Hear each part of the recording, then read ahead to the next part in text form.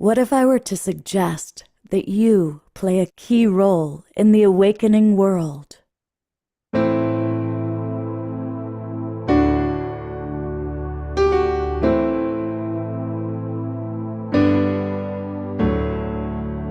that you are watching this because you have heard the call.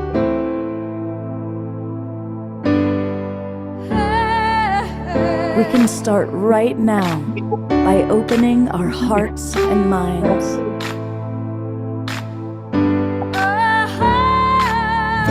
Welcome to the awakening world.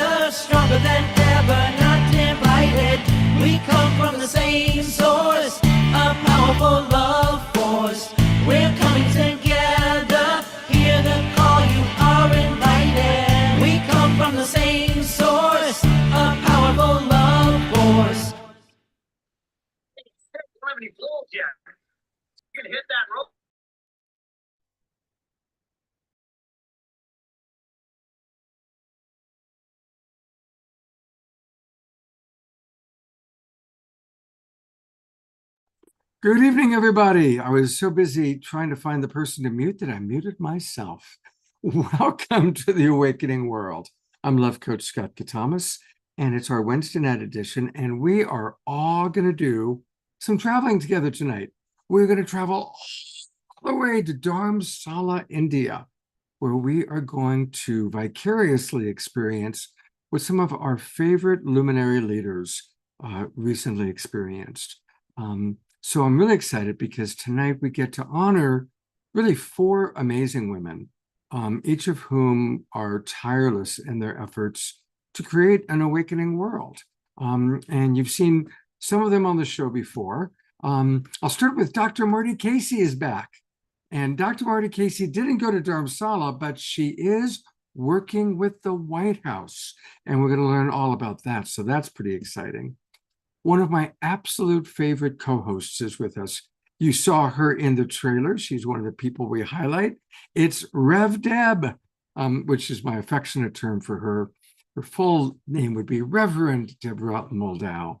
And it's great to have you with us. But you'll always be Rev Deb to me. And her primary partner professionally is Diane Williams. And together they are the women that really make the engine go with the Evolutionary Leaders Network and the Source of Synergy Foundation. We're going to learn a little bit more about that. And then the woman who I think, put this whole thing together, she's Olivia Hansen. And this is her second time on the show. It's been a while, Olivia, but we sure are excited to learn all about your trip, your travels, your adventures, and what it was like meeting the Dalai Lama.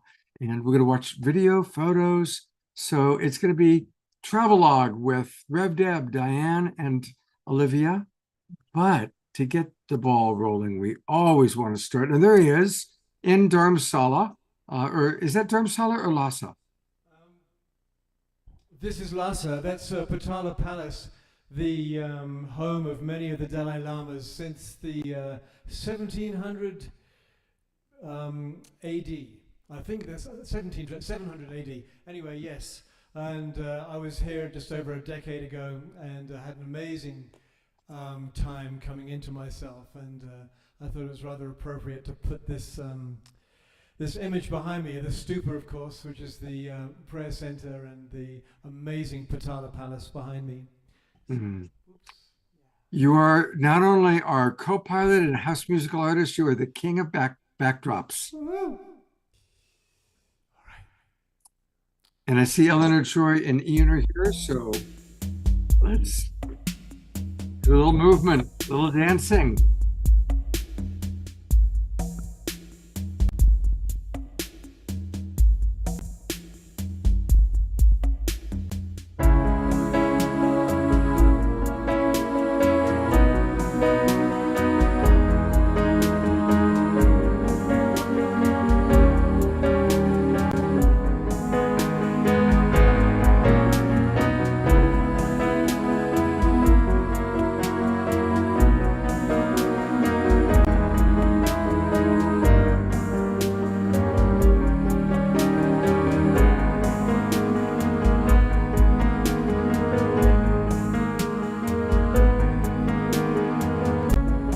Nothing in my life's the same. It seems my world is falling into the dust that gave it birth.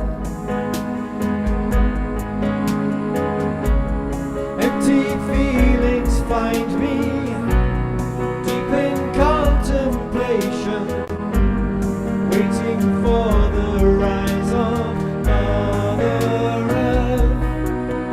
And we all know what we've come here for, and we all feel that our hearts are true, and together we will make it home, and we'll trust to love once more.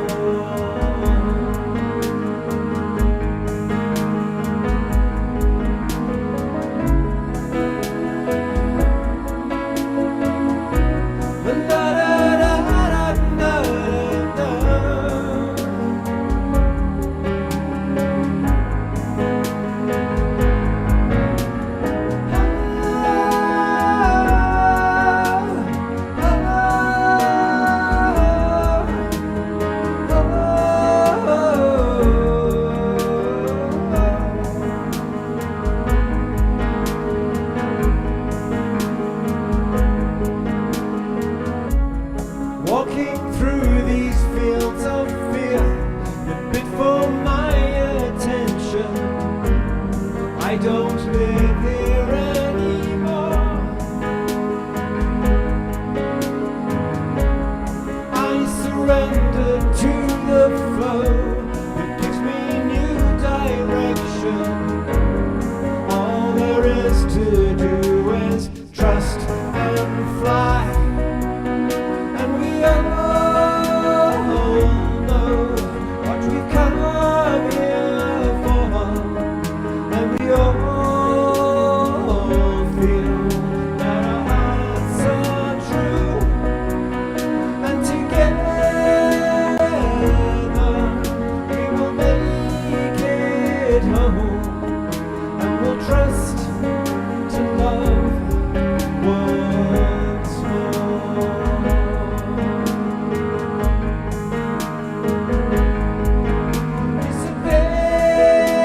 Dice a lo que vinimos, es sincero nuestro corazón. Lograremos ir a casa juntos, confiando otra vez en el amor.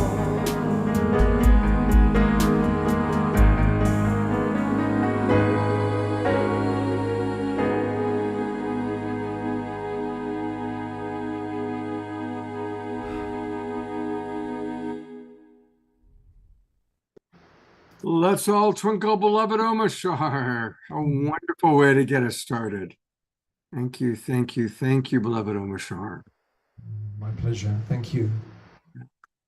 And I so enjoy watching everybody dancing. It's just, it's a very beautiful, beautiful thing. It's just a family, and I just feel this, and it just starts the show off, and we rise to the highest point at the beginning. That's the start. Absolutely, absolutely. Well, we are about to take an amazing journey, and I'm going to bring up Olivia. Olivia, tell us a little bit about how this all came together, and then in a moment, of course, I'm going to show the video that you provided. Well, Scott, I was just thinking that really all of us were together in Sedona for the Holo movement in March of this year. And the Spiritual Life TV channel was one of the sponsors. And our goal there was to bring together so many leaders of consciousness and organizations so that we could really work together and up-level this idea of oneness and reach more and more of our 8 billion brothers and sisters in the world. So it was the idea of cooperation, collaboration, and seeing how we could do even more.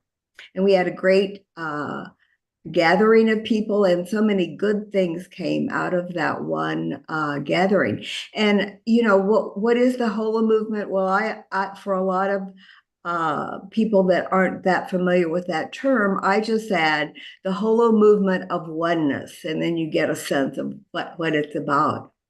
So for me, I was thinking about that too. What could be done beyond what I was already doing? And I had the Synthesis Foundation, which promotes bringing together all these different groups and ideas and bringing everything together in a synthesis of oneness. And my Spiritual Life TV channel offers practical wisdom for spiritual living, and it has things like talking about in religion, for example, the golden rule that's found in every major religion. So there were things like that were going on, but what more could be done? And when I was thinking about this idea, I thought of, well, role models. Who is really embodying this idea of oneness that can really inspire us to do more and more in our own lives with kindness, caring, and compassion? So, of course, who did I think of? I thought of the Dalai Lama. And I had had a lot of experience with the Dalai Lama in the past, co-sponsoring a lot of his programs when he would come to the United States, and even Kala Chakra for World Peace in 2011, which is a major event in the Buddhist tradition that is open to the public. And so 14,000 people come, and that was held in Washington, D.C., and then he chose the start date as his birthday, July 6th. So, of course, we had to do something special. So then this idea of doing a world peace talk for the public and broadcasting it all over came about. So that was a suggestion that I had.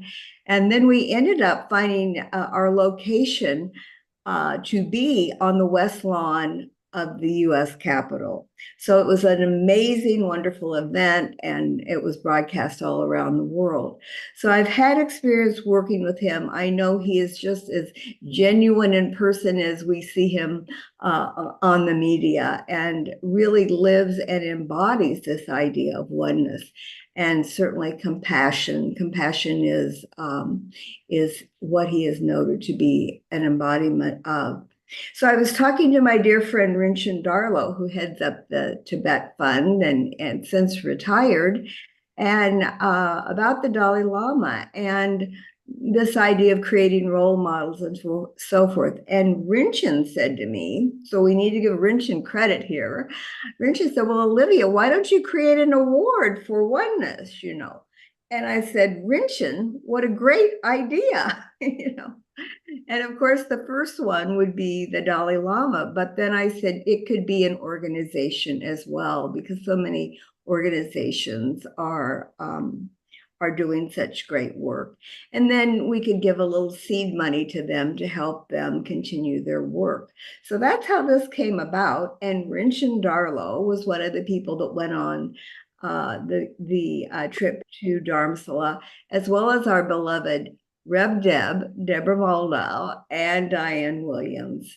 And so there were four of us, and we were and the sponsoring group was my Spiritual Life TV channel, because that is a public outreach for everybody can tune into and watch videos that are inspiring and uplifting.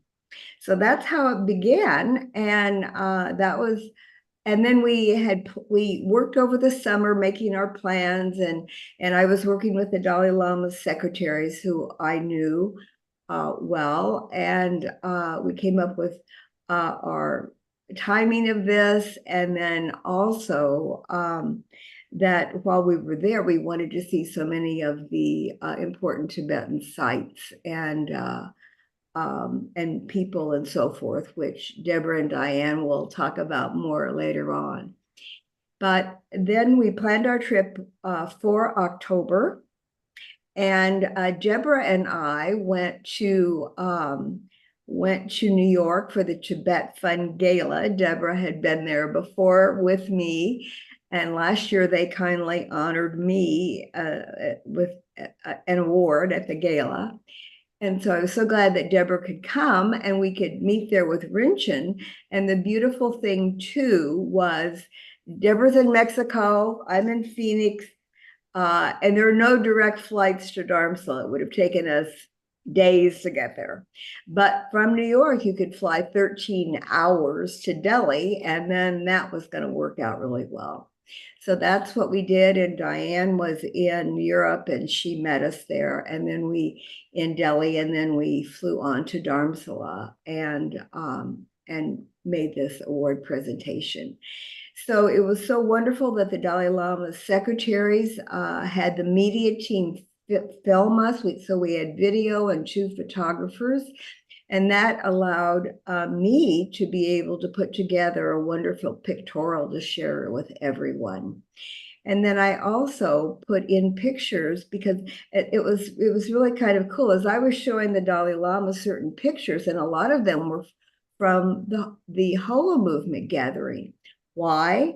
Because I gave a presentation about the Dalai Lama there, if you'll remember, and so we had well, you'll see these big pictures of the Dalai Lama and David Bohm, who had the idea of the name of the Holo movement, and you'll see Deborah in front of one of them about this tall, and the picture's as big as a wall, so it's kind of fun. So that's coming up too. Fantastic. Well, let's watch the video. And right after the video, we're going to go to Dr. Marty Casey for tonight's evening meditation. I want to welcome our community coming in for meditation. But let's take a look at this wonderful video. I'm excited.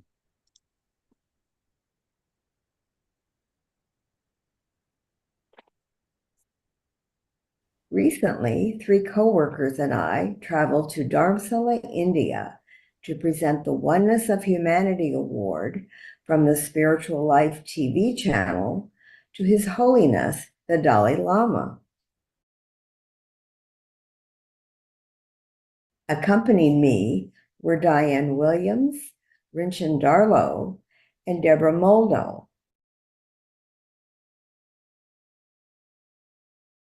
I noted that the purpose of our trip to Dharamsala is to honor His Holiness the Dalai Lama with the Oneness of Humanity Award for his outstanding life's effort to promote oneness and kindness and compassion, and to be such a shining example of it himself. I love his simple message, we are all the same. Everyone can understand that. It's similar with his messages for us about expressing kindness and compassion too.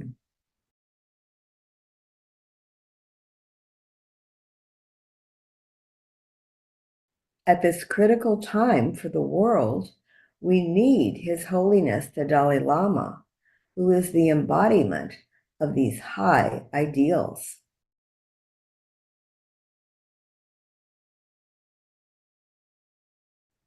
He was the natural choice for the first recipient of the Oneness of Humanity Award, which will continue to be given each year. His Holiness sets the inspiring model for future recipients of the award, as well as for all of us and our 8 billion brothers and sisters all over the world in our one human family.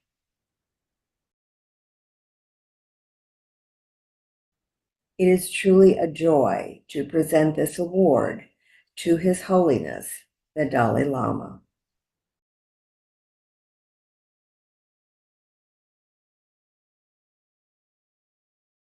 And here are some pictures of the award presentation.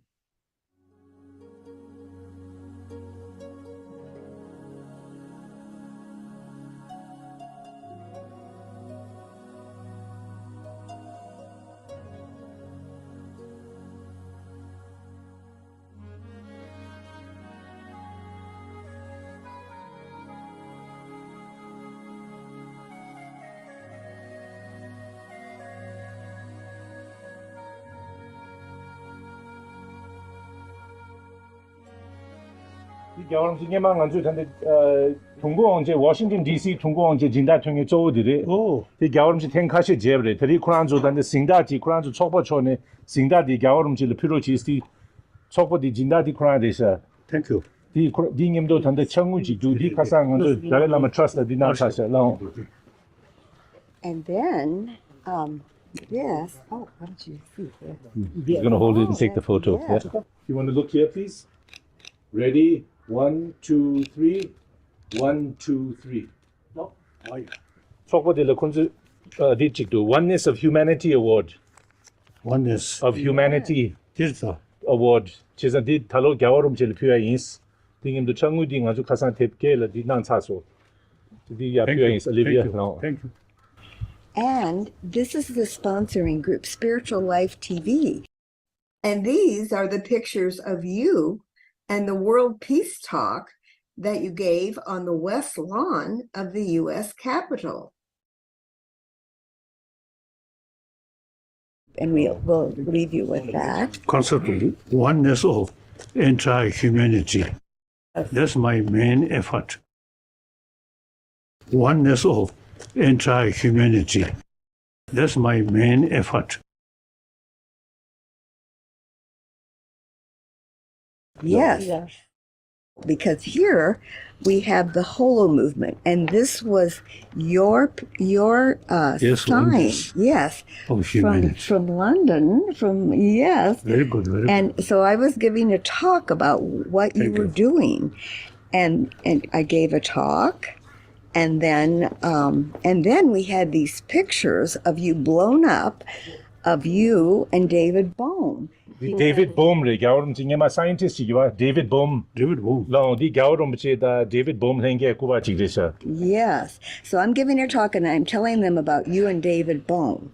And then here's a big David Bohm, picture no. of you and David Bohm. And this is one of our friends who, Deborah, who wanted to be here. No. And of course, Rinchen Darlow is here next to you.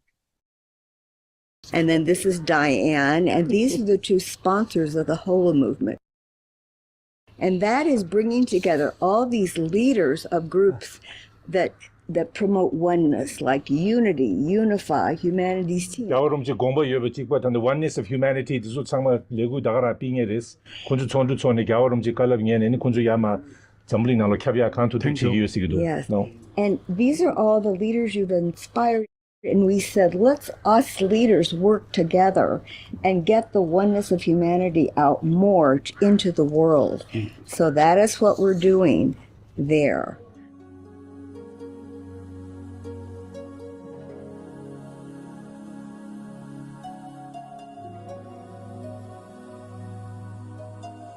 Yeah. All these leaders of organizations. And then this was when I announced the first Oneness of Humanity Award to you, Your Holiness, because you were such an outstanding example of oneness. Thank you.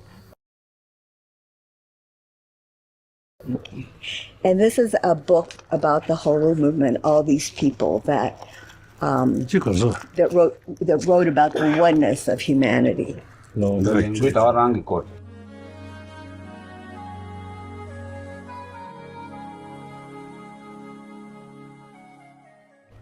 You want these blessed? Yeah.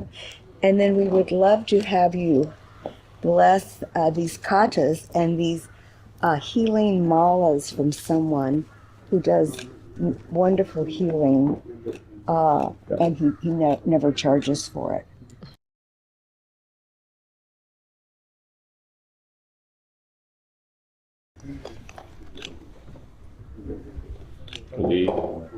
Thank you for blessing our work. Thank you for your work. We would appreciate your blessing for the work of oneness. 코란조 레고지조를 겨울음지 투문나로 나슈고도. No.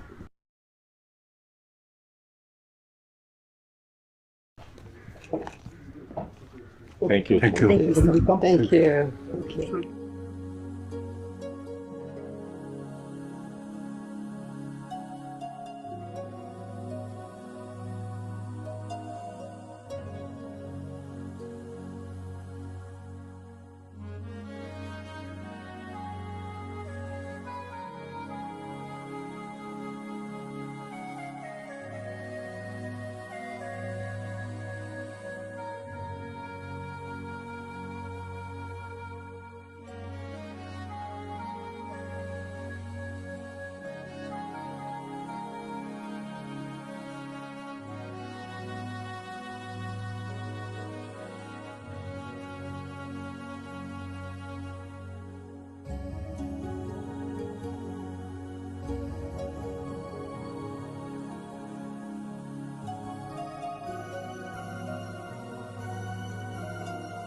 And here's our last picture of the sunset in Dharamsala, concluding our spiritual journey.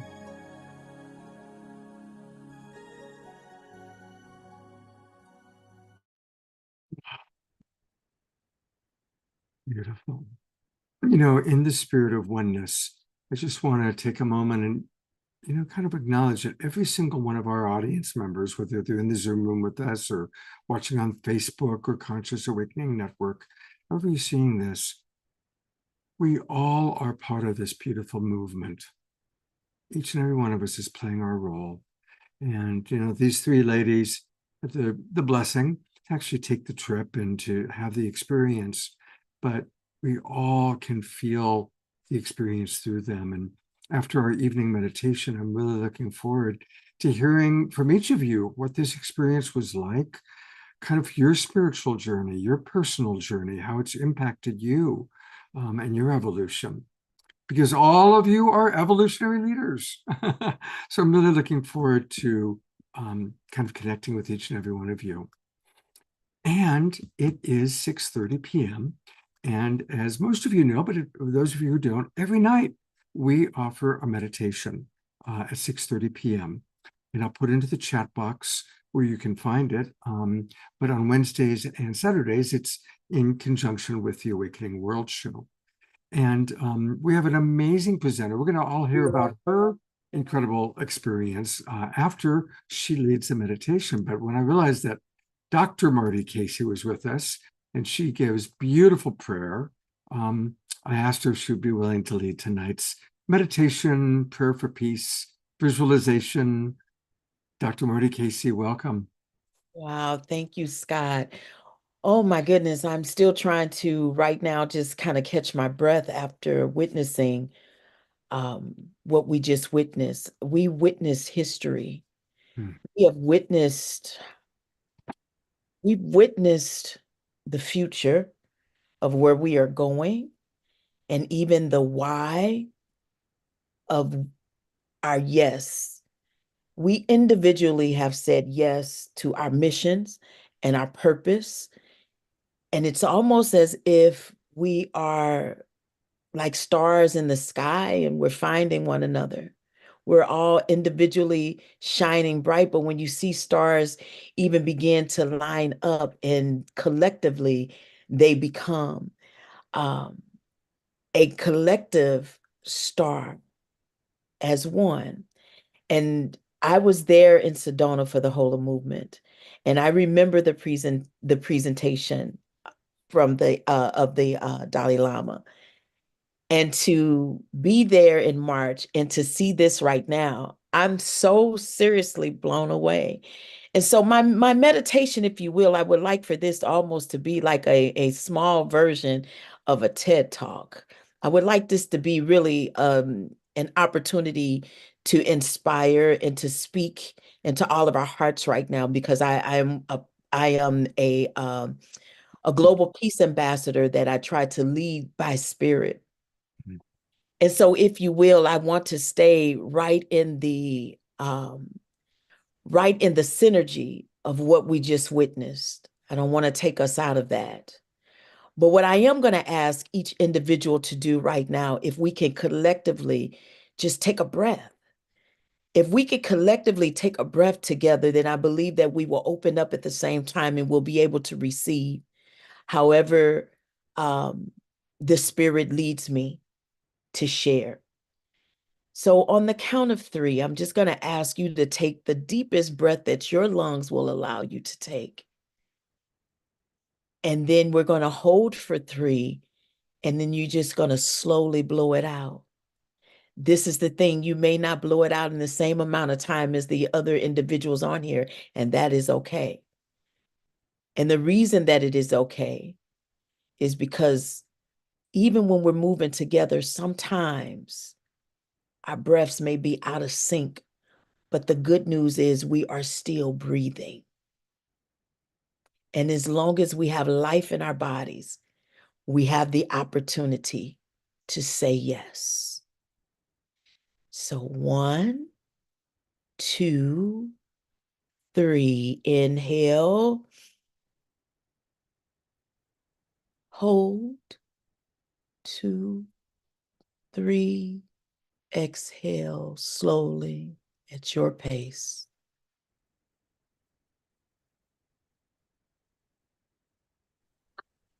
Relaxing the mind,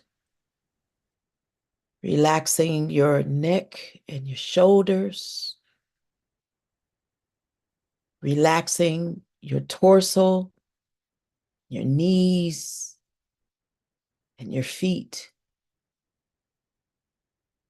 Relaxing every part of the body so that you can empty out from today all of those things that took place today, all of those people that you had spoken to and you've seen, the emails that you've read, the calls that you made. We just want to release that right now, just so that we can be empty. What I love about being empty is that it's an opportunity to be used. And when we make ourselves available to be used, it's as if we're telling the universe, yes, I will. Can I get you to say that right now with me? Yes, I will.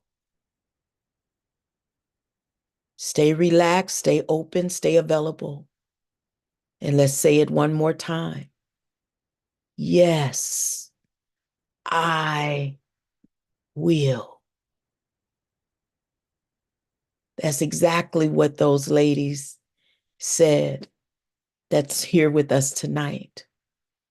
When they received the call to go and to honor and to meet the Dalai Lama and thanking him for all that he's done and he will continue to do. But how many of us have been doing the work and have not ever received that honor? I can only imagine how he felt that day. But that came because they said, yes, I will. They inspired the Dalai Lama to continue to do his will and his work. Who do we need to connect to thank them for what they've already done? To say that we see them and we recognize that your work may not be easy, but it's necessary. And even if we can't award you, we just simply want to say thank you for what you are doing. Your yes, I will is connected to someone else's purpose. Those words are powerful tonight.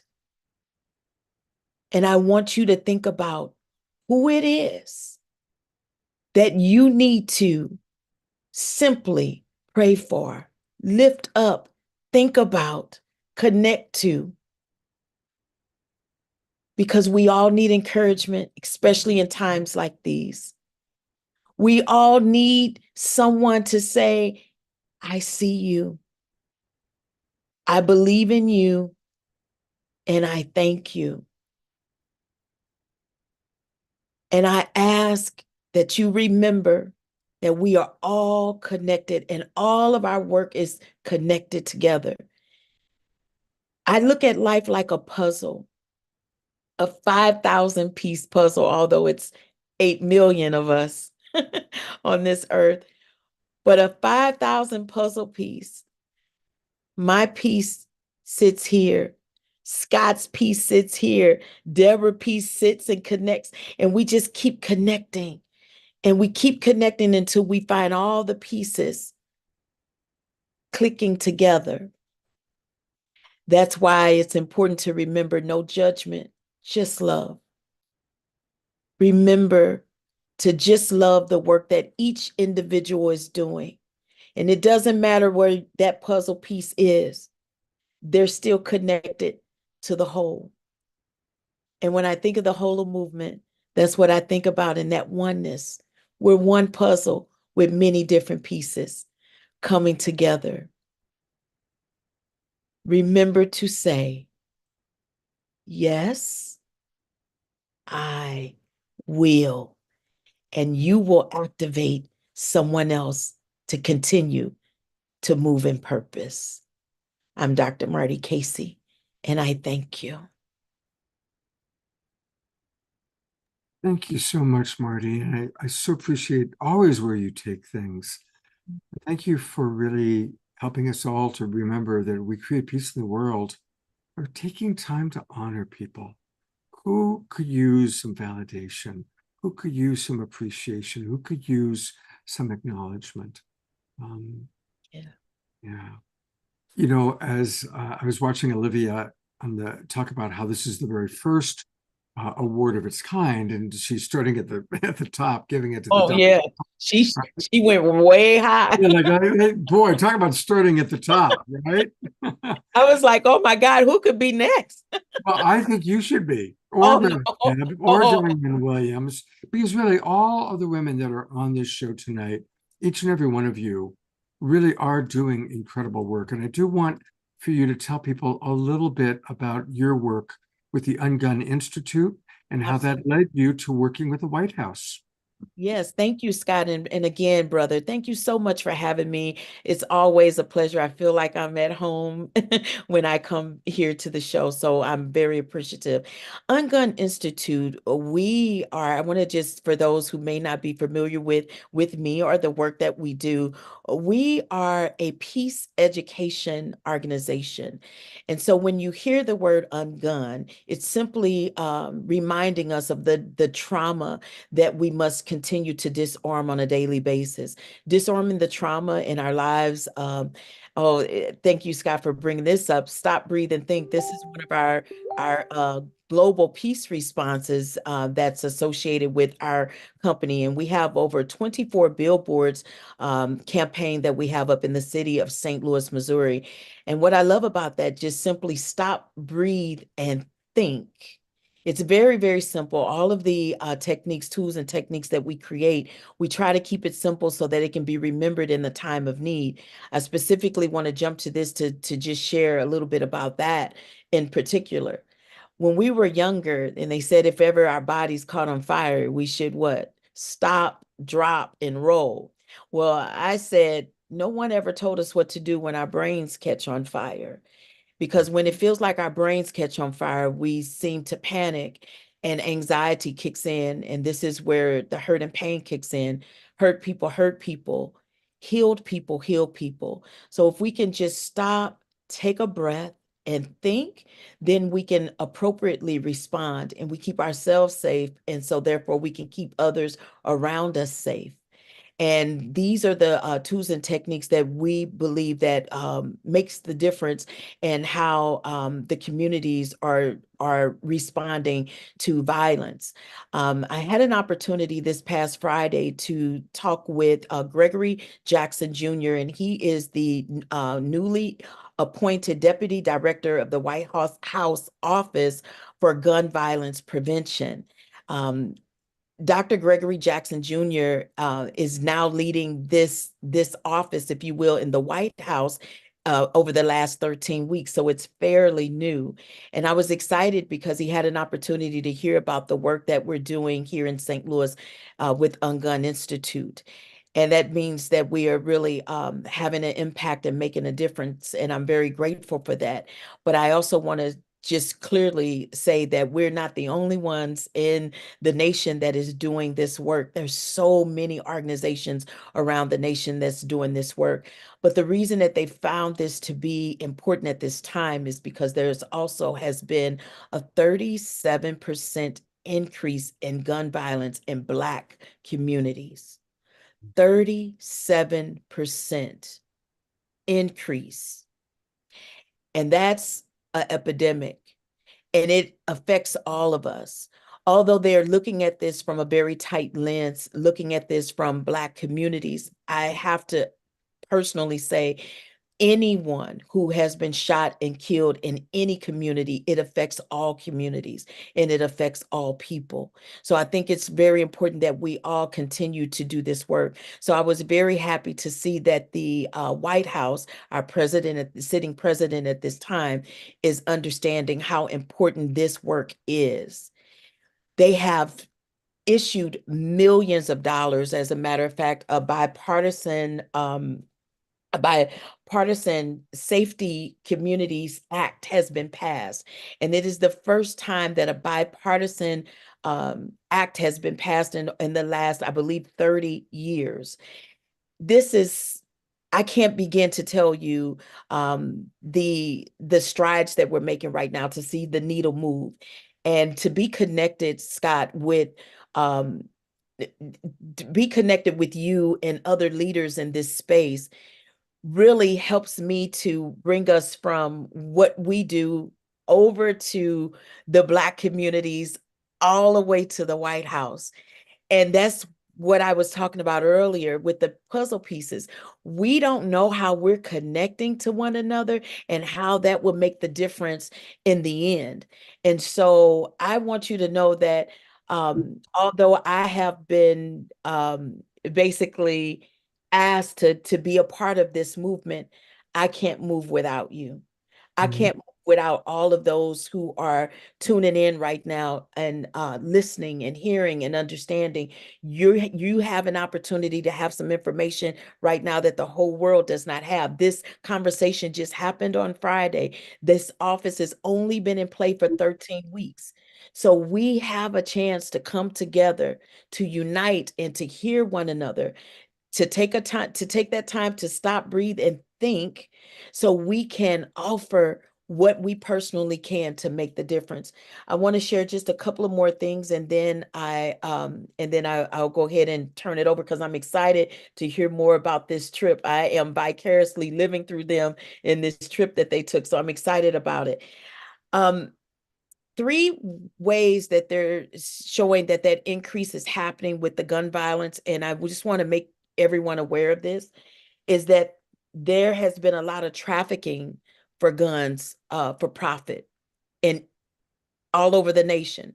And I don't think that's anything that we are unfamiliar with, but the gun trafficking is becoming such an issue that as they're gun trafficking and these guns are falling in the hands of individuals in certain communities, it just causes the gun violence to continue to rise. There's also been a lot of home thefts. And so I want to make you aware of that because again, I'm not here to say that someone should own a gun or not own a gun, but I am here to say to you that as home thefts begin to increase, you want to make sure if you choose to own a gun that it is safely and properly put away. And that brings us to the third one, which is in the homes, they have not been securely stored. This also on another part of the spectrum that Ungun deals with violence. We deal with bullying, uh, domestic violence, suicide, up to gun violence. This also helps to keep down some of the suicide rates that we're also seeing increase as well. So let's be very proactive on how we are showing up in the world and dealing with firearms. Let's be proactive on how we're showing up in the world and dealing with one another. I know that we can fight this gun violence issue that we have that's happening across the nation if, again, we say, yes, I will. The last and final thing that I want to say, Scott, I want to leave this on the minds of everyone. If I say to you, we're about to go to war, we know what that looks like. We know what that feels like, unfortunately. We know the clothes that we wear. We probably even know the songs that we would sing and the things that we would say and where we would go. But if I simply say to you, let's go to peace, we don't know what that is. And that's the part that's sad.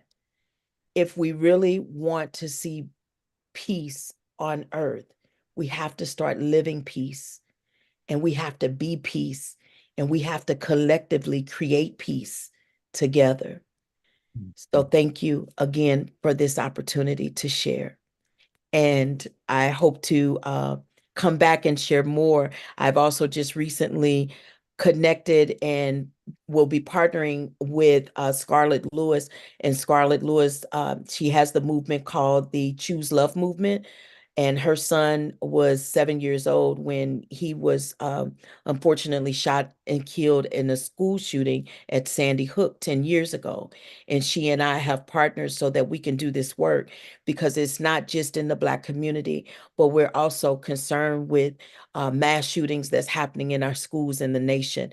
And we believe that when she and I come together, we will complete that puzzle on what we need to do to, again, make sure that we keep our city safe. Thank you so much, Marty. Thank you so much. And comments are coming in, lots of appreciations for you. And I like what I'm reading that Sylvia wrote, which is very Global Peace Tribe-ish. There's stop, breathe, think. And for many of us, stop, breathe, and sing. Oh, that's definitely a good and beautiful work. And one more time, everybody, if you go to her website, which again is unguninstitute.com, that's where you can learn more about what she's doing. And it's true, hurt people hurt people. And you know, we're blessed, probably most of us in this Zoom room and watching aren't dealing with gun violence, but we all have moments of verbal violence where we have judgmental thoughts about another person, where, you know, and so we create peace by not ever making an enemy image out of anyone else. And Marty teaches this so beautifully. So you can learn a lot. There's her contact information if you want to reach out to Marty. I know that you're wonderful at collaborating because you collaborate with so many other people that I know. So thank you so much, Marty, for being a big part of our awakening world. We love you. Thank you. I love you as well. Oh, boy. You know, I want to follow up on that for just one moment. My mentor, Marshall Rosenberg, the founder of Nonviolent Communication, said, if you want to create peace in the world, stop all enemy images. What does that mean? You know, when a soldier goes to war, when a soldier is getting ready to go to war, they train him to dehumanize the enemy. So, you know, during World War II, American soldiers weren't sent to kill Hans and Jürgen, but they were off to kill the evil Nazis. And we see it today where terrible, terrible, terrible things are happening. And it's kind of lumping an entire people under a terrorist, you know, name. But we ourselves do that in little baby ways. Anytime we dehumanize someone by not seeing John, but seeing that idiot, or not seeing Betty, but seeing that bitch, pardon my language. And so a wonderful way to create peace is just to notice anytime we are dehumanizing another person, or even dehumanizing ourselves. Anytime we catch ourselves going, I'm such an idiot. Oh my God, I'm such a fool. Let's not do that. Let's not dehumanize ourselves or others. There are going to be times that people make choices that have hurtful consequences. Our problem is with their behavior, not with who they are as a being. Always see the divinity in the being, even if you need to call out the behavior. So that's a message from Marshall Rosenberg coming through the ethers to me, and inspired by what Marty Casey is doing. All right, I get to go to Rev Deb.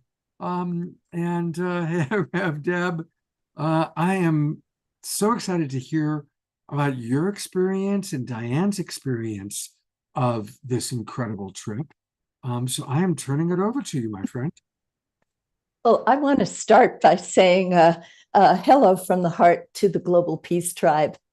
It's always such a joy to see the people who come into the Zoom room here and know that there are many, many others who are watching this on Facebook. and that everybody comes together in a spirit of peace and joy and awakening. So thank you so much, Scott, for convening the tribe. My pleasure. Beautifully stated. Thank you. And I also want to give a shout out to Olivia Hanson. You all saw her. You saw her video, and you see what a beam of light she is. She's such an inspiration to all of us. And while I was watching her on the video, acknowledging His Holiness for his spirit of oneness, I couldn't help thinking what Olivia is doing for oneness by having created this award, having organized our beautiful trip to Dharamsala, and continuing to teach oneness with her award, with her Spiritual Life TV channel, and also just with who she is, a beautiful, generous-hearted, lovely human being. So thank you so much, Olivia, for making this trip possible. Yeah, and you may have noticed that I was not in those pictures with the Dalai Lama. That's because I caught a cold in Dharamsala. Oh, And the Dalai Lama is advancing in years, and he had just come off a 2-month illness, a cold himself. And I just did not want to expose him to whatever had brought me down. So I didn't go. And I have met him before, and I'll talk about that a little bit in the slideshow that we're about to present. So Diane Williams and I, we were just so overjoyed to receive this invitation from Olivia to accompany her on this beautiful mission. What an honor and what an opportunity for us to visit beautiful Dharamsala. We both have connections in our lives with Tibetan Buddhism. So it was doubly rich for us to be there, and we'll talk about some of those things when we show you the slides. So Diane, is there anything you'd like to say before we jump in? Well, just thank you, Scott. We're really so pleased to be part of the Global Peace Tribe of the Awakening World and to share with you our visit to Dharamsala. And we just wish to express our deep gratitude to you and Omashar, Dr. Marty, Olivia, everybody with the Global Peace Tribe team for all the amazing ways each of you are contributing to the cultivation of global peace and oneness in the world. So thank you so much. So Deborah, should we just start? Or okay, we're going to jump in. Do you have the slideshow? We have a 20-minute slideshow, and we're going to break it up in 3 segments so that you can ask us questions or we can have brief chats about what we've seen. So I'm going to try and share my screen and make this happen. So everybody hold your breath for a minute and we'll see.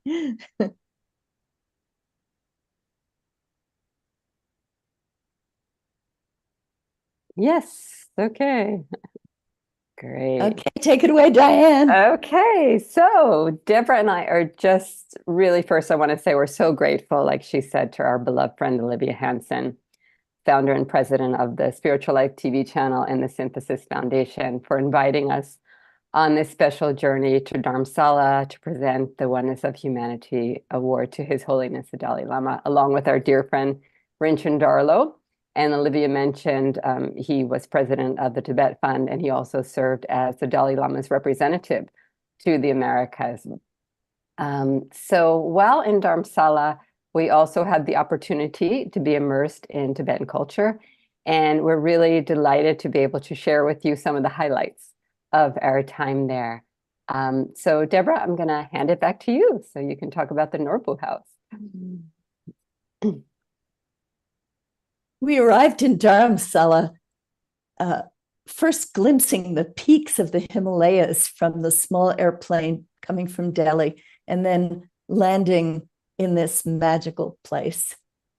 We were warmly greeted by Mr. Wangdu at his lovely Norbu House Hotel that overlooks the town, and we were very well taken care of there. I had last been in Dharamsala 25 years ago, when it was still the sleepy mountain town where the Tibetan community settled in 1959, after being gifted land in this old British hill station by Jawaharlal Nehru, who was the Prime Minister of India. But now Dharamsala has grown into a bustling Indian center filled with hotels and businesses and shops. But the magic comes from the Tibetans, who have reestablished the seat of their colorful and deeply spiritual culture there. On our first morning, Rinchen Darlo took us to the main temple, where we were approached by a class of Indian students who were thrilled to meet foreigners. So you can see us being joyfully swarmed here. I was beginning to see the changes since my previous visits. My first as an editor for Barry Bryant's groundbreaking book on the Wheel of Time sand mandala, which is the Kala Chakra sand mandala. And His Holiness wrote the introduction to this book. And Barry was the first one to take the sand mandala out of the ritual. And he asked permission of His Holiness to do this and bring it into museums and cultural institutions. So if any of you have seen sand mandalas and how beautiful they are, you have Barry to thank for that. Rinchen Darlo had encouraged us to begin our visit with the Library of Tibetan Works and Archives. This was no ordinary library, but home to the remarkable paintings and sculptures and books and other artifacts that had been brought out of Tibet for preservation by folks who were often risking their lives crossing the mountains into exile. So we were fortunate enough to have medical appointments made for us by the Dalai Lama's secretaries with Dr. Sawan Tamdin, who is the visiting personal physician to His Holiness the Dalai Lama and the chief medical officer at the Tibetan Medical and Astro Institute. And during our appointments, Dr. Tamdin took our pulses and we were able to share, he was able to share with us any issues he detected. And he gave us very good advice on how to take care of our health. And it was pretty remarkable how accurate he was, this pulse reading. I said to Olivia and Deborah after he took my pulse that it was like he was a medical psychic, as he was so accurate just from the pulse taking. So traditional holistic Tibetan system of medicine, astronomy, and astrology has been practiced for over 3,000 years. And compassion towards everyone is at the essence of Tibetan medicine. And I was really, really touched to hear that the Institute runs a wide network of 57 branch medical clinics in India and around the world and provides healthcare to anyone in need. And I personally can attest to the power of Tibetan medicine. Many years ago, I had terrible allergies to the point that I was sneezing all the time and I had a constant runny nose. And I took all sorts of allergy relief medicine and nothing worked. And when I used Tibetan medicine, miraculously, I never had the same issue again. It doesn't taste so great, Tibetan medicine, but it works. And so also we went to the Medical and Astral Museum, which was very close to the medical center.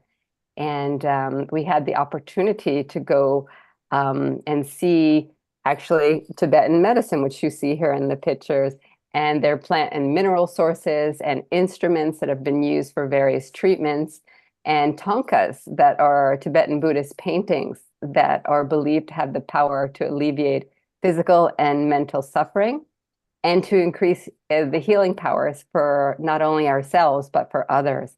And you'll see in this picture, the man in the lower right-hand corner making the Tibetan medicine, that's Dr. Sawan Tamdin, the doctor who read our pulses when he was younger. So he's been at it quite a long time. And it's truly touching how he dedicated his life to healing others through this very effective form of medicine, Tibetan medicine. So we're going to stop here and we can continue our PowerPoint later on. So Scott, we don't know if you wanted to, if people might want to ask questions, or if there's another way you might want to Yeah, well, move first of all, forward. it's Mhm. wonderful. And do they provide medical support for all visitors, or how did that come about? Yes, and it's pretty amazing because, you know, the Indians have a caste system. And sometimes the people that they consider untouchables, in quote, do not get medical treatment. So this clinic makes sure that they take care of anybody that needs. So it was amazing. There was a long line, but we all left with Tibetan medicine ourselves for you know, our different ailments. And yeah, so it's very touching how they really take care of everyone. And they even have a clinic in New Jersey in the United States for people that might want to get Tibetan medicine in the US. I enjoyed seeing Rev Deb in different parts of her life. And Rev Deb, what are some of the ways that Dharamsala has changed and the energy there has changed during your I just want to give a shout out to Jeffrey Colebrook and the picture of the Dalai Lama that he's holding up. Younger version of the Dalai Lama, right? Oh, okay, let me Dark see. hair. Oh, There we go. Yeah. Beautiful sketch. Yeah. Yeah. Very nice Nice portrait. to presence him. okay, thank you. Well, in answer to your question, I'm so impressed by what the Tibetan people have accomplished in Dharamsala. It's a village, it's a mountain village, or it was, before it became this attraction, shall we say. And when the Tibetan people went into exile, they determined to recreate their culture, to rebuild their institutions. As you all know, the Chinese invaded Tibet. Well, that's the Tibetan point of view. From the Chinese point of view, it was always part of China. The Tibetans don't agree with that and didn't feel comfortable in the Chinese culture, which is not hospitable to religion, which their culture is based on. So and especially when the Dalai Lama went into exile in 1959, he is the head of Tibetan Buddhism. So technically, he's the head of one sect of Tibetan Buddhism, but he's recognized by all Tibetans as their leader. So many people wanted to follow him to India, and India was remarkably welcoming to these Tibetans. But they were a ragtag group at that time. And gradually, more and more Tibetans came to Dharamsala and brought with them, and if you can imagine, crossing the Himalayas as refugees with their precious scriptures and their tankas and their artifacts of great value, almost exclusively religious, because their whole culture is based on their spirituality. It's just so remarkable to see how these institutions have been built up in Dharamsala, and we'll be showing you a few more of them in the next segment of her presentation. You know, I want to just mention to people that there's a beautiful movie about the young Dalai Lamas. Rev Deb was kind of telling just the briefest of story about his extraordinary escape from Tibet. There's a beautiful movie called Kundun that was directed by Martin Scorsese. And actually the screenwriter was a friend of mine, Melissa Matheson. And it's a beautiful movie. I highly recommend it if anybody hasn't seen it. And Marty Casey has a question for you. Marty, you're up. Yes, Diane, you mentioned that there were pictures that you all had an opportunity to see that I guess the pictures gave some type of healing background. Tonkas. Yes. Was it Tonkas?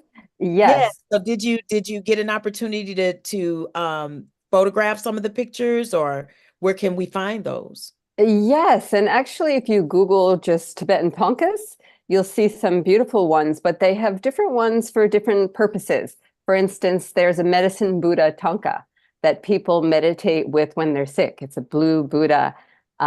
So yeah, there's so many different varieties of thangkas. But yes, we also saw, we went in, we'll talk about this in a minute, but we went to the Norbalinga Institute, and that's a place where people do arts and crafts and preserve Tibetan culture that way. And there were such beautiful thangkas on display. And Olivia, actually, maybe she might want to share, because she bought one that was very significant and very meaningful to her. So Olivia, do you want to share about the meaning of that thangka? Sure. Well, the idea of the golden rule being found, love thy neighbor, being found in every major religion. And we know that Christianity expects the return of the Christ. And interestingly, the Lord Buddha Maitreya is expected as to return. And in fact, I don't know if you can see I actually have a sculpture here. The only difference in the thangka that I bought is that the Buddha is not cross-legged. The Buddha has his feet down because he is the coming one. So I'll scoot out of the way. Can you see that the feet, I'm trying to point. Yes, we can see The it. feet are down on the floor. So this idea of the coming one is found in Christianity and it's found in Buddhism. And that's why it really speaks to me to have that particular sculpture and the thangka that I bought with the Buddha, the coming one with the feet down, because it's a similar idea, coming from the source of divinity, whatever we might believe that is. So once again, this idea of oneness is showing up. Beautiful. Thank you. One more question, then we'll go back to the slideshow. But this is from one of our readers. Susan Bloomquist is asking, do the Tibetan people still hope to return back to Tibet? Is that still an active vision, prayer? Where do they stand with that? I think it would be, yeah. Do you want to take that, Deborah? Or That's a heartbreaking question yeah, because they all yearn to go back to their homeland, as people in exile tend to do. And yet their homeland is no longer their own. So I don't think that the communities in exile are expecting to be able to go home anytime soon. And that's why it's so important to preserve their culture. Their culture developed in isolation in the mountains, in the Himalayas, over centuries. And they have so much richness to share with the world that it's really important. The exile communities are really important because they're the ones who are preserving the culture, who are making it available to us. I mean, how amazing. When I was growing up, I didn't know who the Dalai Lama was. And now he's one of the most revered spiritual leaders in the world. So I think most Tibetans are following his leadership. And right now, that has to be in exile. I've heard that the Dalai Lama has said that there's not going to be another Dalai Lama, but that the next Dalai Lama is the Sangha. It's us. Is that true? Is that an urban myth, or is that well, he has said that, yes. And also, I think there was some concern from the Dalai Lama, at least what I read, that if he says, I'm going to reincarnate, then the Chinese might say, okay, this is the Dalai Lama that reincarnated, and it might not actually be the one that maybe went through all the rituals where he picks out the Dalai Lama's objects. I'm sure many of you heard about that. And it's the recognized reincarnation. So I think, I think that was one of the reasons why he did say that I will not reincarnate. But who knows? I don't think that was just firm. I know he said that at one point in time, but everything evolves. And I did hear that as well about the next would be a Sangha. So, And Olivia, have you heard about this? well, I might add, the Dalai Lama said a number of things about his potential reincarnation. He even said reincarnating as a woman because he values women so much, and his mother has always been a source of inspiration to him for kindness, compassion, and love. So I don't think because there's the Dalai Lama and there's the Panchen Lama. And the Panchen Lama that had been recognized by the Dalai Lama when he was a young boy was disappeared in his family. And so to try to protect any future incarnation, you know, I think the Dalai Lama right now is wanting to be quite vague because the Chinese, unfortunately, say that they will be the one to name the next Dalai Lama. And they did name a Panchen Lama as well. So this is a difficult situation, but the Dalai Lama has said that if the Tibetan people want another Dalai Lama, he will reincarnate. But how and when and all that is really kept very quiet for reasons that we might understand. Thank you for answering those questions. And it is heartbreaking. It is absolutely heartbreaking. All right. Let's continue with this beautiful slideshow. All right. And Olivia just mentioned the Dalai Lama's feelings for his mother. And now we're going to say a little bit about one of his sisters as we continue here. So let's see. First, I have to share screen.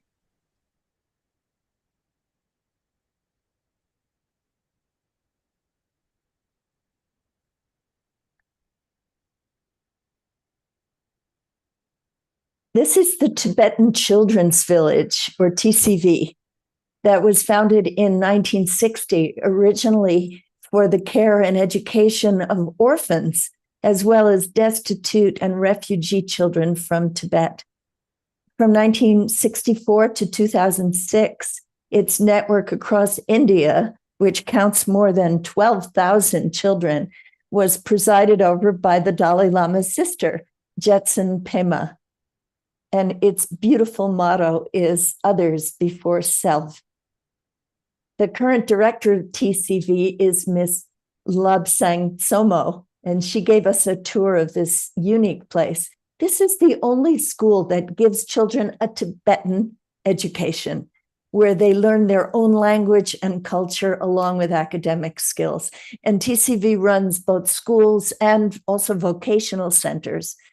Its graduates now support it with gratitude, and one of those is Mr. Wangdu, the owner of our hotel, the Norbu House.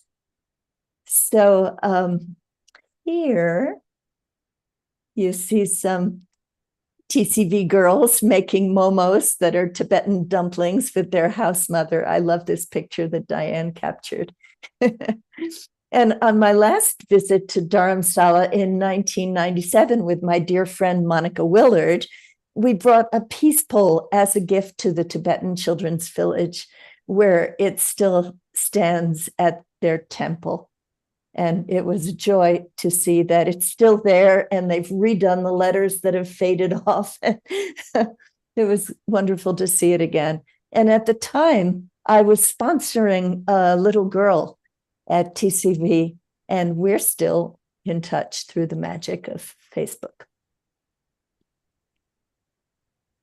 So we were blessed to visit several stupas in Dharamsala, and I know Omashar has a beautiful stupa of Lhasa in Lhasa, Tibet, by the Putala and his Zoom background. But stupas are an important form of Buddhist architecture, containing relics, which often holds the remains of those who have devoted their lives to spiritual practices that are dedicated to the welfare of all. And they can also contain sacred texts and objects. And this particular stupa in the photo is that of Trijang Rinpoche's. So that's a picture of him to the right, who was one of the main tutors to the Dalai Lama for more than 40 years. And his reincarnation, who I've known for many years, is currently 41 years old, and he lives in Vermont, and he is the spiritual director of the Trijan Buddhist Institute. These pictures are just from walking up a hill in Dharamsala, and you can see all these various artifacts that are all related to Tibetan Buddhism, all of their art forms, and also this beautiful quote that we saw somewhere along the way. Why be unhappy about something if it can be remedied? And what is the use of being unhappy if it cannot be remedied? So I've always found Tibetan monks, no matter how serious their vocation is, to have wonderful warmth and humor.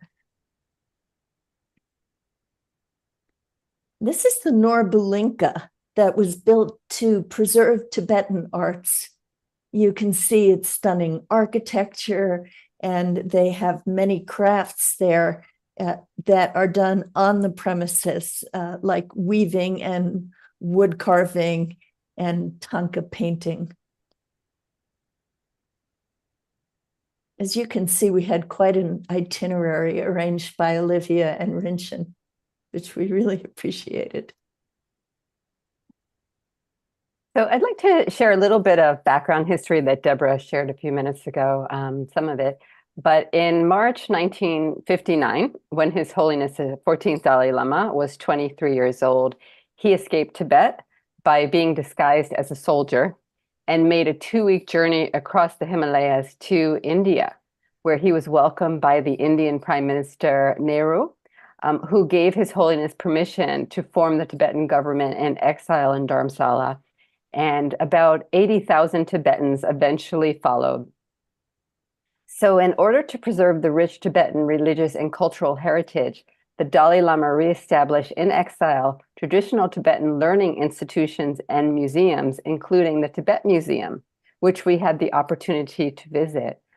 So this museum's permanent exhibition is called I Am Tibetan, and This Is My Story. And it highlights the many ways Tibetan culture has been rebuilt and preserved by Tibetans in exile. So through objects and photos like these and archives and personal testimonies and teachings of the Dalai Lama, one could get a full picture of Tibet's historical, political, and international history and current status.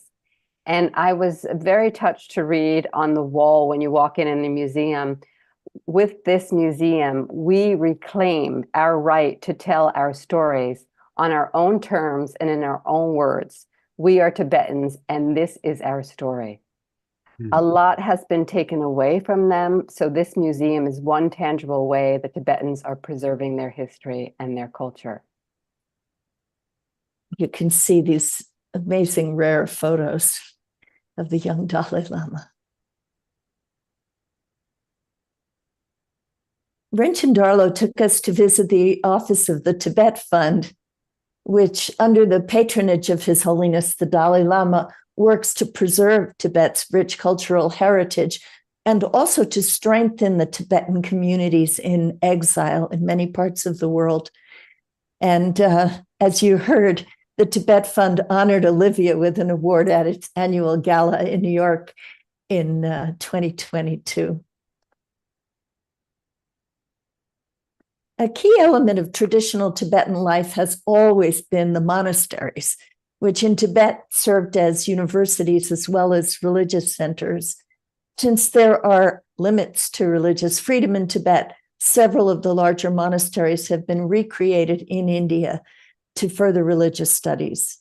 And women who wish to be ordained can enter nunneries like this one called Dolma Ling. The nuns here study English and Tibetan along with religious texts. And this nun's radiant face speaks to the joy that she gets from her studies.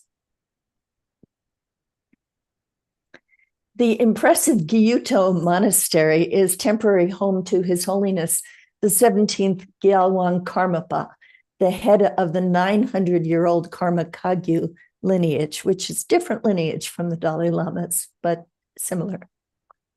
The Gyuto monks are famous worldwide for their special frequency chanting, where each of the deep notes sounds like an entire chord. After we met with Kangser Rinpoche, who's one of the head lamas, and we were offered tea and welcomed, we were invited to enter the temple and experience this awesome sound while viewing the just magnificent artifacts there. Inside the temple was this beautiful tekpu on the left, which is a small house in which a sand mandala is created. And a sand mandala, as many of you know, is an intricate work of art.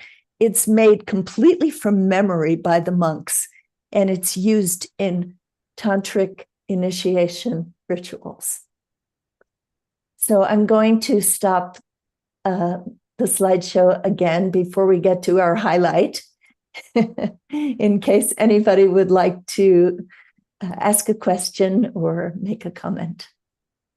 Well, I noticed that George Noble wrote, thanks to Richard Gere and others, I have several sets of prayer flags that his organization distributes. So tell us a little bit about the prayer flags. What is the history of that? And Rev Deb, any details about your connection with Mr. Gere? He was actually there when we were there, but he was in a meditation retreat, so we didn't see him. But they saw him at the gala a few days before. I remember seeing the pictures of him at the gala. Yeah. Yes, I've known him for many years, since I worked with Barry on the book. And to me, it's kind of a personal thing, because I remember in the beginning, I was in theater, and Richard Gere I first saw him on Broadway in a very intense drama called Bent. Oh, wow. I remember that. Yeah. Do you? Yeah. And then I started seeing him in films, and he was kind of a wild guy, you know? And then he met the Dalai Lama, and I feel like I've seen him transform into this beautifully humble, sweet soul. He so honors the Dalai Lama, and they're very close. And as Diane said, when we saw him at the gala this year, he told us that he was on his way to Dharamsala, but we wouldn't see him there because he was going to be in a silent retreat. So he takes this path very seriously. Like Olivia, he's a big supporter of the Tibet Fund. And I think it's very important in our world today for people of renown, whether they're actors or musicians or sports figures, to take on causes because people pay attention to them. So that's all I want to say about Richard Gere. But Diane, maybe you can answer the question about the prayer flags. Well, I'll say something about Richard Gere first, because it loops into our trip. I just want to thank Rinchen Darlow, one of our colleagues from this journey, because I remember there was a Tibetan protest outside of the United Nations because there was some politics going on, and Rinchen was with Richard Gere, and I actually got a kiss on the cheek from Richard Gere, thanks to Rinchen. Tibetan prayer flags, I really don't know the background. Deborah, maybe you know better than I mean, of course, the Tibetans always put them in holy places. When we were walking up to Trijang Rinpoche Stupa, they were all over the place. They put them outside their homes, and I think it's a form of our protection, actually. And I don't know if anybody else knows more of the purpose of the prayer flags. Well, I know one purpose is that when they wave in the breeze, they're spreading the prayers. And one of the slides we showed you, actually two of the slides we showed you, had prayer wheels at Trishan Rinpoche's stupa, and also the pictures of coming up the hill. And these big, colorful prayer wheels, you turn them, and that also sends the prayers out into the atmosphere. And when a sand mandala is created, it is dismantled. It's not supposed to be permanent. And you pour it into a body of water in the expectation that the water will then evaporate and rain the prayers down on the world. So all of these are ways of spreading the prayers. And many of the prayers are mantras, like the famous one that everybody knows, Om Mani Padme Hum. That is the, the very basic prayer of Tibetan Buddhism. Thank you so much. I did not know that about that. It's spreading, the wave is spreading it in the air. Waters, that's beautiful. Yeah. So, Sylvia is asking, could you please pull up the www.tnp.org link on screen and say it's folks, oh, I see, it's for folks not in the chat, the Tibetan Nuns Project. I will do that. And do either of you or Olivia have anything that you could say about the Tibetan Nuns Project? Is that something you're familiar with or know about? I believe it's supported by the Tibet Fund. Is that the case, Olivia? Yeah, I'm not exactly sure. There was somebody at the gala this year talking about a similar activity. I don't recall if it was called that name, but it was to give money for the Tibetan nuns so that they can expand their education. And it was very popular with the audience, especially the women. Well, I did find the website. So here it is. And for anybody who's watching on Facebook or our Zoom roomers, the Tibetan Nuns Project. What a wonderful picture. That is a beautiful picture, isn't it? Yeah. And also there's the Tibetan Children's Village that if anybody wants to be a sponsor of a Tibetan child, you just go on the website. There's different options for sponsorship monthly or all in one. But that is just an incredible example of children being so embraced, many of them orphans, but feeling at home. It was just such a beautiful, uplifting environment. And I know like the people that went there and are adults now said that it just changed their life and they still feel like a family. So it's a beautiful thing to sponsor. So I would encourage you to go on their site. Beautiful. Oh, thank you. And thank you, Sylvia. She put into our Zoom room where we can learn more about the prayer flags. And it's also actually part of the Tibetan Nuns Project website. George writes that Tom Kenyon, educator and medium, supported the nuns himself. So by music that he created of the nuns. So Right. Thank you everybody for Beautiful. your contributions. Wonderful. Well, So are we ready for the grand finale here? go for the grand finale. Almost finished. Ta-da, like Deborah says. Okay, let's see. Get it back up. First, I share screen. Great. And Okay. wait, So I'll take it away. 1 second. Okay. 1 second. Play from current slide. There we go. Okay, good. So thank you. So we wanted to present the Dalai Lama's secretary, Seren Chime and Tenzin, who is the Dalai Lama's nephew, and his lovely wife, Sereng, who's in the picture, as well as Rinchen Darlo, who gave us so much support in setting up our activities in Dharamsala, as well as guidance regarding the award presentation. And this is a photo of the dinner we had with them the night before the presentation. So here's the highlight, which you just saw in video that Olivia and her team beautifully put together. The presentation of the Oneness of Humanity Award by our lovely Olivia founder and president of the Spiritual Life TV channel. And also she's the founder and president of the Synthesis Foundation. She's been busy. And she, as you know, initiated this award to honor those that are promoting and embodying oneness. So Olivia has shared that the very purpose of our trip to Dharamsala was to honor His Holiness, the Dalai Lama, with the Oneness of Humanity Award for his outstanding life effort to promote oneness and kindness and compassion, and to be such a shining example of it himself. And the Dalai Lama has stated that the oneness of the entire humanity is his main effort, as you heard in the video. So who better than to be honored with the very first award than His Holiness?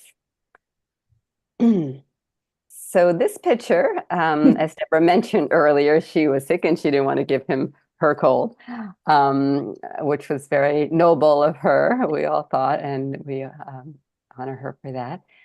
So this photo was taken in front of the Dalai Lama's residence and administrative headquarters. So that's where the actual award ceremony took place. So before we left Dharamsala, we were given a tour of the new Dalai Lama Library and Archives, where the award will be housed. And this library will preserve the previous, current, and any future Dalai Lama's teachings in digital format, books, awards, and other resources. And the Dalai Lama said at the inauguration of the library, at a certain point, the whole question of Tibet seemed about to vanish like a rainbow. But we set up schools and reestablished our monasteries so that today Tibetan culture, religion, and language thrive in exile. And we certainly saw that while we were in Dharamsala. After such a joyful experience, it was hard to leave Dharamsala, but it will always hold a special place in our hearts. Our deepest gratitude to Olivia Hansen for her vision, her wisdom, her friendship, her great generosity, and her light. May her commitment to the oneness of humanity shine that light throughout the world. May the Tibetan people thrive in their faith and their devotion, and may His Holiness the Dalai Lama continue to be a beacon of hope in these times and for the ages to come. Thank you.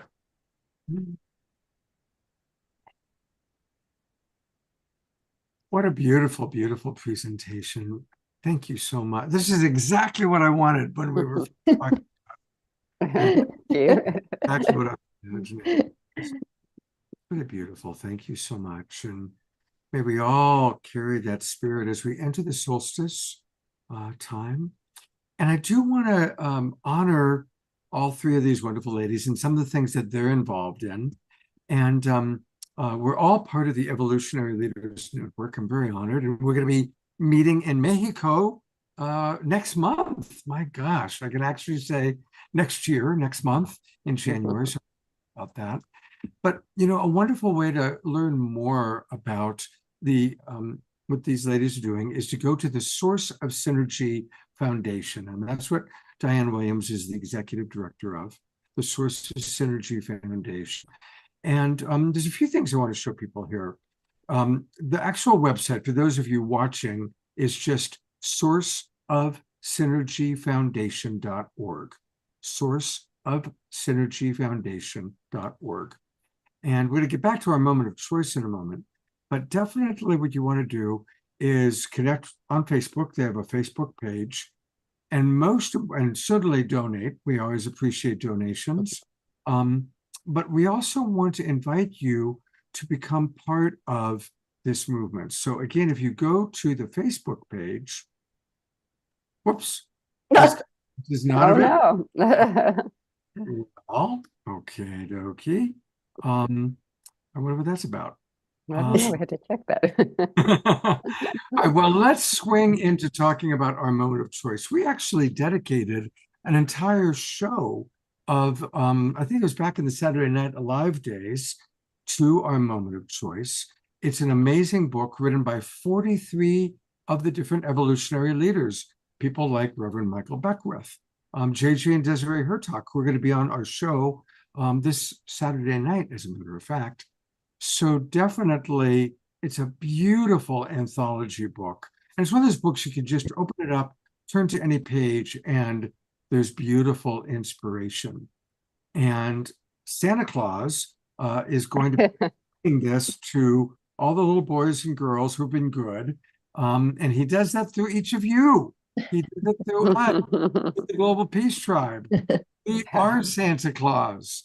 So I really want to encourage people, go and buy copies, give it out. This is a great stocking stuffer, a great gift for people. You don't know what to get somebody.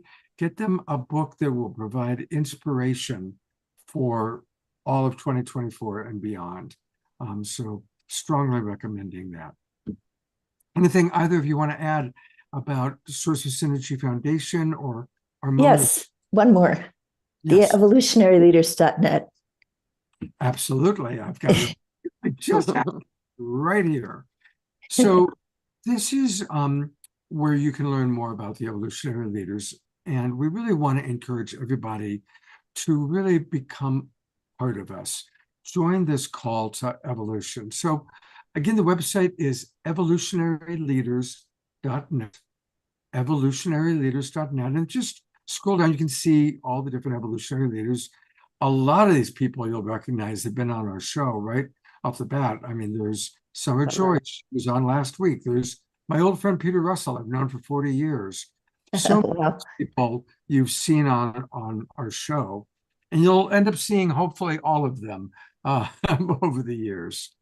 But what we want to do is then scroll down just a little bit where it says a call to conscious evolution, and click here, and that's where you can answer the call.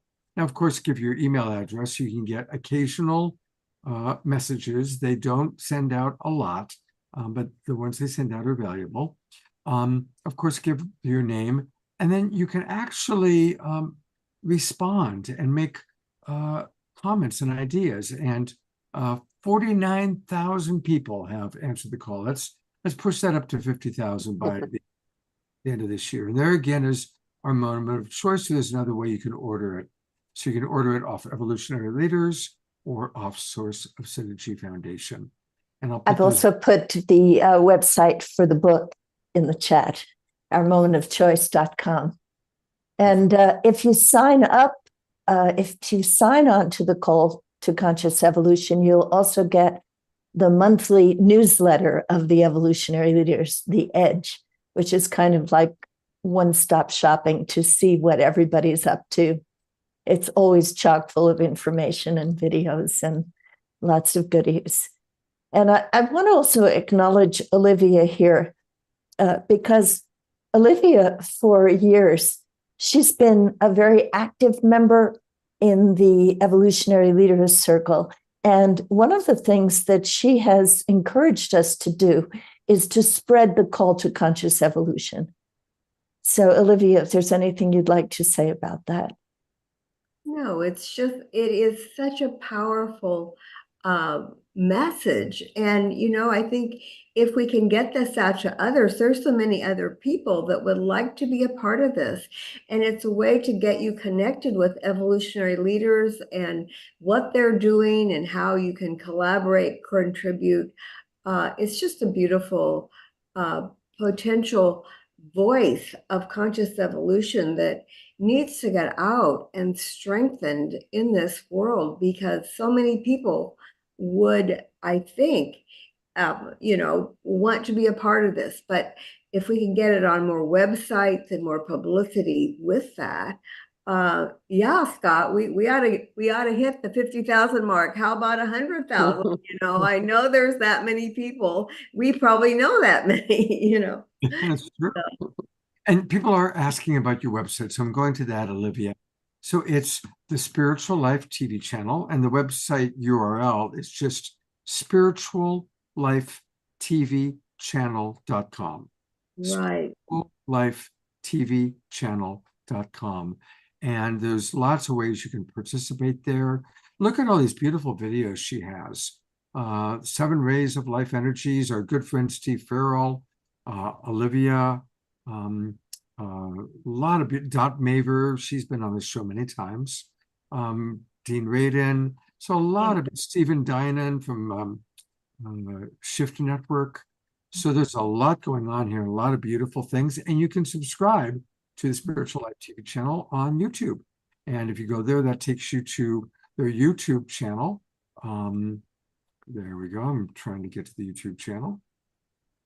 And you know what? I don't know if you can do this, Scott, but what we have rotating stories at the top, and one of them is the Dalai Lama's World Peace Talk on the West Lawn of the Capitol. And when he saw that, I mean, that was just, it was such a wonderful event because we were anchoring peace on the US Capitol. And we had Whoopi Goldberg be the MC. She came out and said, I bet you're surprised seeing me here. And that was it. It was an event for everyone. And there were all these young people and he was speaking to them. But when he saw that, that was the cover I chose to show him of the channel for the award. And I'm sure that it meant a lot to him when he was able to do that in the United States. Olivia, can you get him to do it again there? Well, I know we need him again, and unfortunately, he's not traveling that far anymore. But you're right, we need a little refresher, don't we? Yes. Well, ladies, thank you so much for each and every one of you, along with Marty Casey, really deserve that next year's award for all the work that you do. And I'm looking forward to being with all of you in Mexico next month. Yes. And so thank you so much. I've got a few announcements and then we're going to have a final Omashar song. But let's all twinkle these wonderful ladies for taking us to Dharamsala. And there's Dr. Marty joining us. This was just a delight to be with you. So it's a joy. Thank you. Lots and Thank lots. you so much, Scott. Absolutely. My pleasure. Thank you. So, you know, tomorrow is the solstice and we got a lot that we can do. So I want to invite everybody to join me for all the things that I'm going to show you. So our day is going to start with our wonderful friend Tatiana Speed, and you saw her on our show. She was on the show Saturday night, and she's such a wonderful musician and one of our absolute favorites. And she's doing lullabies for adults, although it's in the morning, a nourishing journey into the body and into the heart. If you go to her website, tatianaspeed.com, you can get tickets. I bought a ticket. I'm going to start my day. Well, actually, I'm starting my day by leading the Global Peace Tribe Twin-Ray meditation at 6:30 in the morning. So I will be leading that tomorrow morning for everybody. Then I've got a client. But then at 10 o'clock, I will be joining, hopefully many of you, for this beautiful concert with our friend Tatiana Speed. Then I want to invite everybody to participate in a beautiful free offering from our good friend Eden Amadora. It's the second day of her 3-day masterclass event, Winter Solstice Ritual. I spoke to her today and she said you don't have to have seen the one she did today. Tomorrow is the actual ritual. Today was kind of preparation for it. There is a replay link, and I'll put the replay link into the chat box during Omashar's song. So you can watch the replay from today's day 1. Tomorrow is day 2, and that's at 11 a.m. Pacific time. So an hour of music with Tatiana. Then we're going to swing over and really participate in this beautiful 90-minute ritual led by Eden Amadora. Eden's going to be my co-host this Saturday night, by the way, for our Holy Day show. Then for the next 24 hours after that, our dear friend Summer Joy Raymer is going to be dancing. And so the Summer Joy Raymer 24-hour dance-a-thon starts tomorrow morning. And you can tune in with her at any time. Again, I'll put that link into the chat box during Omashar's song. And then we kind of wrap up the official events with our beloved Kristen Hoffman, who's got a summer solstice concert happening. That's going to be in collaboration with Ben Bowler and Unity Earth, and that's at 5 o'clock Pacific time. So what an amazing day we've got planned. And again, remember, you can drop in on Summer Joy Ramos Dance-a-thon. She does it for 24 hours from 11 a.m. Thursday morning until 11 a.m. on Friday morning. And you know what I did last time is I literally just had that Zoom of her playing all night long while I went to bed, and I kind of periodic look, and there she was at 3 o'clock in the morning dancing. And what was really sweet was Global Peace Tribers were with her at 3 o'clock in the morning, 4 o'clock in the morning. There's no pressure that any of you need to do that, but many of you were with her dancing. I know I saw Ayada, who's with us, was dancing with her, and Dana Tomasino was dancing with her. So, and you don't have to dance, you can just come in and provide beautiful support. So it's going to be an amazing solstice. And it is all part of this wonderful awakening that is happening. And I guess the last thing I want to promote is it all kind of leads up to our annual Holy Day party. And we've got a really special event planned. It's going to be, of course, on Saturday night, our regular Saturday night event. And we have JJ and Desiree Herzog, and they're going to be sharing a very unique approach to this time, this kind of sacred time. Reverend Matthew Fox talking about some of the history of this holy time. And Padre and Antoinette are going to be with us, talking about it from the spirit of Ubuntu perspective, and also from the perspective of the Urantia book. So we're going to really look at it from several different spiritual practices, if you will, several different ways of celebrating this holy time. And also remember, the true meaning of Christmas is my birthday. So with that, that's a lot of announcements and a lot to absorb and a lot for me to put into the chat box. So thank God we've got Omashar to close us out with a song while I put everything into the chat box. I was always wondering the true meaning of Christmas, and now I know, brother. and I'm so grateful that it is you. You know, people get confused. They think it's about, all the presents and Hallmark cards. They think it's about that little dude in the manger. I know. And he wasn't even born on Christmas Day. He was I born know. spring, right? I wasn't in March. He was born on something on my birthday, which is the 15th. And so there we are.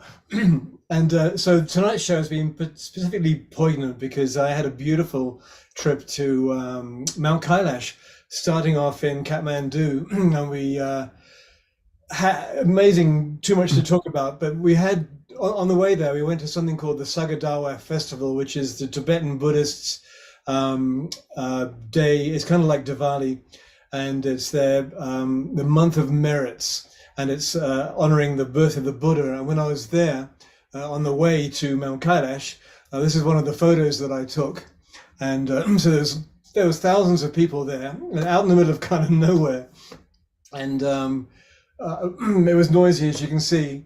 And here's the other one. I can't get out of the way, but anyway, it was phenomenal. And then from then we went up to Mount Kailash. I'm just reminiscing, and so thank you, the beautiful Deborah and team, and Olivia, and for bringing me deeper into my heart through the story and the sharing that you've had today. And so let's go into a little song, and here's my song background. And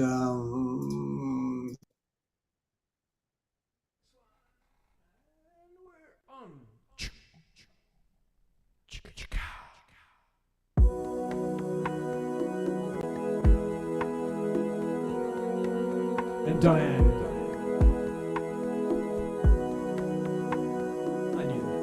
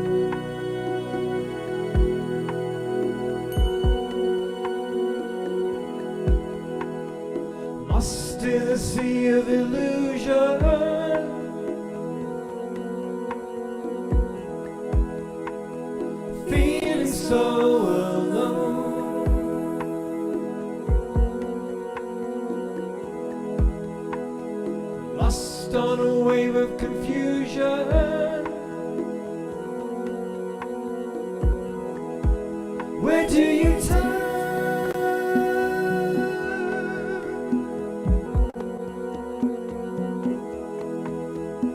Flow with the tide of completion.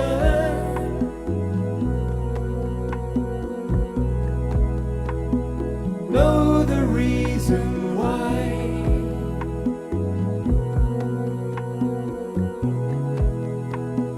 Drink in the waters of healing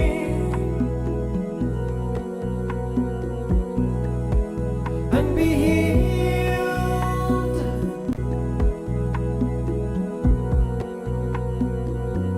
We're coming home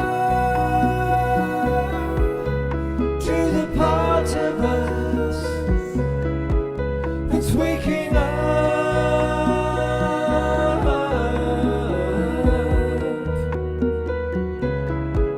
And we know deep inside of us we've got a friend.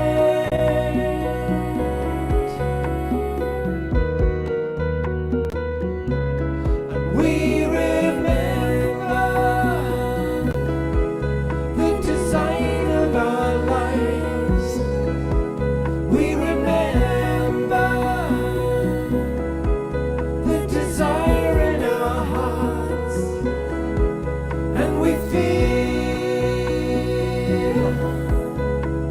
love. And we feel love.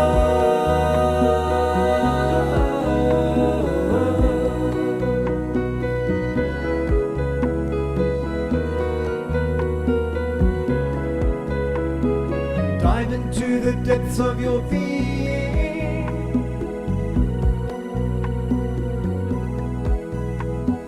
Know that all is well.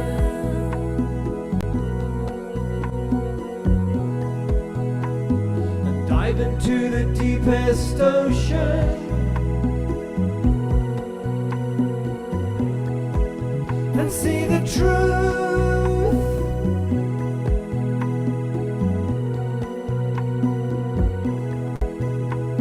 And cast off the cover of darkness.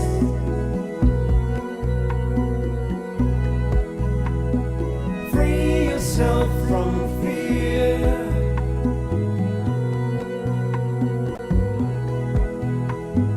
Show that you're ready and willing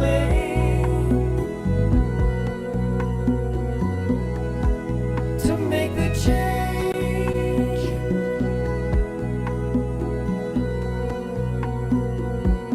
We're coming home to the part of us that's waking up.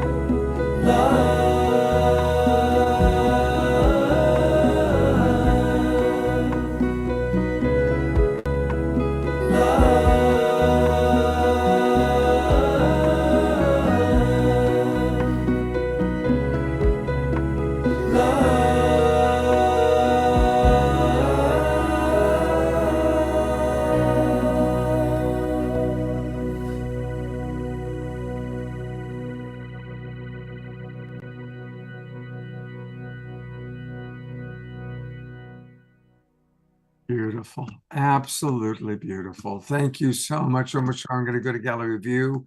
Let's all twinkle Omashar. Let's twinkle Diane and Olivia and Rev Deb and Dr. Marty and ourselves. What a beautiful peace tribe we all get to be a part of. We are. Thank you so much. And we will be back on Saturday night. Here's the poster. And we actually have a couple of other surprises of people who are going to be joining us.